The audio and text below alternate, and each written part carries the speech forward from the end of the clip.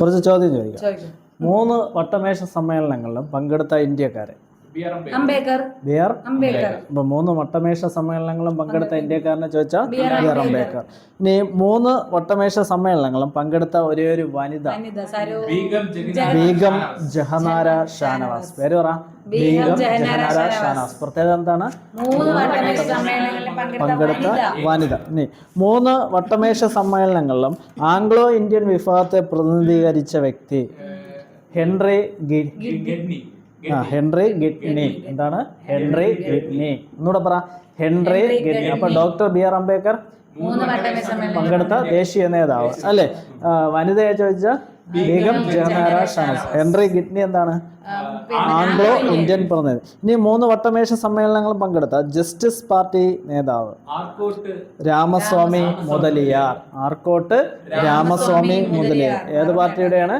Justice party നേതാവാണ് ആര്? Arcot Ramaswami Mudaliar. Okay. 3 വട്ടമേശ സമ്മേളനങ്ങളിലും പങ്കെടുത്ത ഹൈദരാബാദ് സ്റ്റേറ്റിനെ പ്രതിനിധാനം ചെയ്ത വ്യക്തി. ഹൈദരാബാദ് ആ പേരിൽ തന്നെ ഉണ്ട് കേട്ടോ. അക്ബർ ഹൈദരി. പേരൊന്നുകൂടെ പറ. അക്ബർ ഹൈദരി. ഇനി മൈസൂരിനെ പ്രതിനിധീകരിച്ച് 3 വട്ടമേശ സമ്മേളനങ്ങളും പങ്കെടുത്തത് മിർസ ഇസ്മായിൽ. സർ മിർസ ഇസ്മായിൽ. ഒന്നുകൂടെ പറ. സർ മിർസ ഇസ്മായിൽ. ഇനി 3 വട്ടമേശ സമ്മേളനങ്ങൾ ബറോഡയിൽ നിന്നുള്ള പ്രതിനിധിയായിരുന്നു വി.ടി. കൃഷ്ണമാചാരി. ആരാണ്? വി.ടി. കൃഷ്ണമാചാരി. ഒന്നുകൂടെ പറ. വി.ടി. കൃഷ്ണമാചാരി. അപ്പൊ 3ലും പങ്കെടുത്ത വനിതയാണ് ബീഗം ജഹനാര ഷാനവാസ്. ആംഗ്ലോ ഇന്ത്യൻ പ്രതിനിധിയാണ് ഹെൻറി ഗിഡ്നി. ആർക്കോട്ട് രാമസ്വാമി മുതലിയാർ എവിടെയാണ്? ജസ്റ്റിസ് പാർട്ടിയുടെ നേതാവായിരുന്നു. 3 വട്ടമേശ സമ്മേളനം പങ്കെടുത്ത ഹൈദരാബാദിൽ നിന്നുള്ള വ്യക്തിയാണ് അക്ബർ ഹൈദരി. എന്താണ്? അക്ബർ ഹൈദരി. മൈസൂരിനെ പ്രതിനിധീകരിച്ച വ്യക്തിയാണ് മിർസ ഇസ്മായിൽ. സർ മിർസ ഇസ്മായിൽ. 3 വട്ടമേശ സമ്മേളനം ബറോഡയെ പ്രതിനിധീകരിച്ച വ്യക്തിയാണ് വി.ടി. കൃഷ്ണമാചാരി. ഒന്നുകൂടെ പറ. വി.ടി. കൃഷ്ണമാചാരി. ഇനി സ്വതന്ത്ര ഇന്ത്യയുടെ ആദ്യത്തെ പ്രതിരോധ മന്ത്രിയായിരുന്നു ആര്? ബൽദേവ് സിംഗ്. സ്വതന്ത്ര ഇന്ത്യയുടെ ആദ്യത്തെ പ്രതിരോധ മന്ത്രിയായിരുന്നു ബൽദേവ് സിംഗ്. സ്വതന്ത്ര ഇന്ത്യയുടെ ആദ്യത്തെ തൊഴിൽ മന്ത്രി ജഗ്ജീവൻ റാം. തൊഴിൽ മന്ത്രി ആരായിരുന്നു? ജഗ്ജീവൻ റാം. സ്വതന്ത്ര ഇന്ത്യയുടെ ആദ്യത്തെ ധനകാര്യമന്ത്രി ആർ.കെ. ഷൺമുഖം ചെട്ടി. ആരാണ്? ഷൺമുഖം ചെട്ടി. അപ്പൊ ആദ്യത്തെ തൊഴിൽ മന്ത്രിയായിരുന്നു ജഗ്ജീവൻ റാം. ആദ്യത്തെ പ്രതിരോധ മന്ത്രിയായിരുന്നു ബൽദേവ് സിംഗ്. ആദ്യത്തെ ധനകാര്യ മന്ത്രിയായിരുന്നു ആർ.കെ. ഷൺമുഖം ചെട്ടി അല്ലെ. ആദ്യത്തെ ബഡ്ജറ്റ് സ്വതന്ത്ര ഇന്ത്യയിൽ ആദ്യത്തെ ബഡ്ജറ്റ് അവതരിപ്പിച്ചതാണ് ആർ.കെ. ഷൺമുഖം ചെട്ടി. സ്വതന്ത്ര ഇന്ത്യയിലെ ആദ്യത്തെ നിയമമന്ത്രി ഇത്തിരി വിവരമുള്ള ആളായിരിക്കണം. ഭരണഘടന തയ്യാറാക്കിയ ആളായിരിക്കണം ഡോക്ടർ ബി.ആർ. അംബേദ്കർ. സ്വതന്ത്ര ഇന്ത്യയിൽ ആദ്യത്തെ നിയമമന്ത്രി ആയിരുന്നു വെച്ചാൽ ഡോക്ടർ ബി.ആർ. അംബേദ്കർ. സ്വതന്ത്ര ഇന്ത്യയുടെ ആദ്യത്തെ റെയിൽവേ ഗതാഗത വകുപ്പ് മന്ത്രി മലയാളിയാണ്. ജോൺ മത്തായി. സ്വതന്ത്ര ഇന്ത്യയുടെ ആദ്യത്തെ റെയിൽവേ ഗതാഗത വകുപ്പ് മന്ത്രിയാണ് ജോൺ മത്തായി. ക്ലിയർ ആണല്ലോ. അപ്പൊ ധനകാര്യം കൈകാര്യം ചെയ്ത് ആർ.കെ. ഷൺമുഖം ചെട്ടി. വിദ്യാഭ്യാസം കൈകാര്യം ചെയ്ത മൗലാന അബ്ദുൽ കലാം ആസാദ്. അപ്പൊ തൊഴിൽ കൈകാര്യം ചെയ്തിരുന്നത് ജഗ്ജീവൻ റാം. പ്രതിരോധമാണെങ്കിൽ ബൽദേവ് സിംഗ്. നിയമമായിരുന്നെങ്കിൽ ഡോക്ടർ ബി.ആർ. അംബേദ്കർ. അപ്പൊ 3 വട്ടമേശ സമ്മേളനങ്ങളിലും പങ്കെടുത്ത ജസ്റ്റിസ് പാർട്ടിയുടെ നേതാവായിരുന്നു ആർക്കോട്ട് രാമസ്വാമി മുതലിയാർ. ഓക്കെ. ഇനി ഡോക്ടർ അംബേദ്കർ 1956 ഒരു മതം സ്വീകരിച്ചു. ഹിന്ദു മതത്തിൽ നിന്ന് കൺവെർട്ട് ചെയ്ത് ഏതോ ഒരു മതം സ്വീകരിച്ചു. ഏതാണ്? ബുദ്ധമതം. ബുദ്ധമത ആരാധന കേന്ദ്രങ്ങൾ അറിയപ്പെടുന്നത് പഗോഡകൾ. എന്താണ്? പഗോഡ. അപ്പൊ പഗോഡ ഏത് മതവുമായി ബന്ധപ്പെട്ടിരിക്കുന്നു? ബുദ്ധമതം. ഇന്ത്യൻ ഭരണഘടന അംഗീകരിച്ച എത്ര ഭാഷകളുണ്ട്? 22 ഭാഷകളുണ്ടായിരുന്നു അല്ലെ. ഈ ഭരണഘടനയിലെ ഭാഷകളെ കുറിച്ച് പ്രതിപാദിക്കുന്ന പട്ടിക ഷെഡ്യൂൾ 8ലാണ് കേട്ടോ. പട്ടിക 8ലാണ് എന്തിനെ കുറിച്ച് പറയുന്ന? ഭാഷകളെ കുറിച്ച്. ഭരണഘടന നിലവിൽ വരുമ്പോൾ എത്ര ഭാഷകളുണ്ടായിരുന്നു? 14 എണ്ണം. ഭരണഘടന നിലവിൽ വരുമ്പോൾ എത്ര ഭാഷകളുണ്ടായിരുന്നു? 14 എണ്ണം. ദേശീയ നിയമദിനം നവംബർ 26. ദേശീയ ഭരണഘടനാ ദിനം നവംബർ 26. എന്നാ പറ. ദേശീയ ക്ഷീരദിനം അതും നവംബർ 26 കേട്ടോ. നവംബർ 26. അപ്പൊ 3 കാര്യങ്ങൾ. നിയമദിനം പറഞ്ഞു, ഭരണഘടനാ ദിനം. അപ്പൊ അതിന്റെ കൂട്ടത്തിൽ തന്നെ ക്ഷീരദിനവും കൂടെ പഠിച്ചോളാം. ദേശീയ ക്ഷീരദിനമാണ് കേട്ടോ, നവംബർ 26.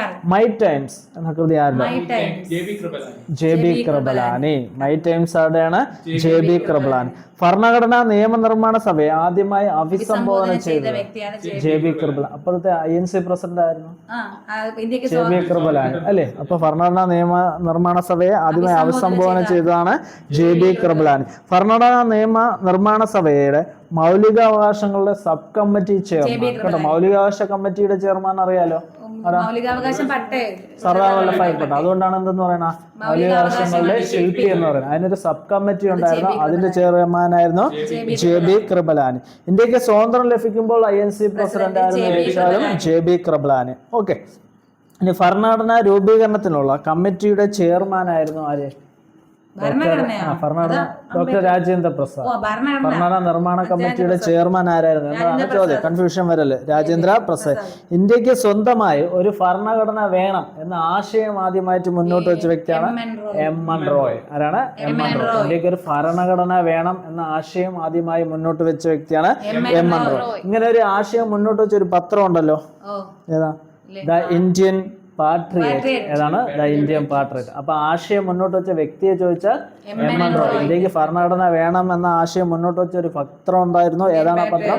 The Indian patriot. ഇന്ത്യക്ക് സ്വന്തമായ ഒരു ഭരണഘടന എന്ന ആശയം മുന്നോട്ട് വെച്ച ആദ്യ രാഷ്ട്രീയ പാർട്ടി ചോദിക്കുന്നത് സ്വരാജ് പാർട്ടി. സ്വരാജ് 1913 1923 അല്ലെ? ഗാന്ധിജി നിസ്സഹകരണ പ്രസ്ഥാനം നടത്തിയൊക്കെ അതിൽ തിരിഞ്ഞ് രൂപീകരിച്ച സ്വന്തം അല്ലെ? ഇന്ത്യക്ക് സ്വന്തമായ ഒരു ഭരണഘടന വേണം എന്ന ആശയം ആദ്യമായിട്ട് മുന്നോട്ട് വെച്ച പാർട്ടിയാണ് സ്വരാജ് പാർട്ടി. ആദ്യത്തെ പത്രമാണ് ദ ഇന്ത്യൻ പാട്രിയറ്റ്. ആദ്യത്തെ വ്യക്തിയാണ് MN റോയ്. ഇന്ത്യയുടെ അധികാര കൈമാറ്റവും വിഭജനവും കേവലം എത്ര ദിവസം കൊണ്ടാണ് പൂർത്തിയാക്കിയത്? INCയുടെ ആദ്യ സമ്മേളനത്തിൽ എത്ര പേരുണ്ടായിരുന്നു? 72. അത്രയും ദിവസം കൊണ്ടാണ് കേട്ടോ, 72 ദിവസം കൊണ്ടാണ്. അപ്പൊ ഇന്ത്യയുടെ അധികാര കൈമാറ്റവും വിഭജനവും എത്ര ദിവസം കൊണ്ട് പൂർത്തിയാക്കി? 72 ദിവസം കൊണ്ട് പൂർത്തിയാക്കി. സ്വതന്ത്ര ഭാരതത്തിലെ ആദ്യത്തെ വിദ്യാഭ്യാസ മന്ത്രിയായിരുന്നു ആര്? മൗലാന അബ്ദുൽ കലാം ആസാദ്. കോൺഗ്രസിന്റെ പ്രസിഡന്റ് ആവുന്ന ഏറ്റവും പ്രായം കുറഞ്ഞ വ്യക്തിയെ ചോദിച്ചാലും മൗലാന അബ്ദുൽ കലാം ആസാദ്. സ്വാതന്ത്ര്യത്തിന് മുമ്പ് ഏറ്റവും കൂടുതൽ കാലം INC പ്രസിഡന്റ് ആയിരുന്ന വ്യക്തിയാണ് ആര്?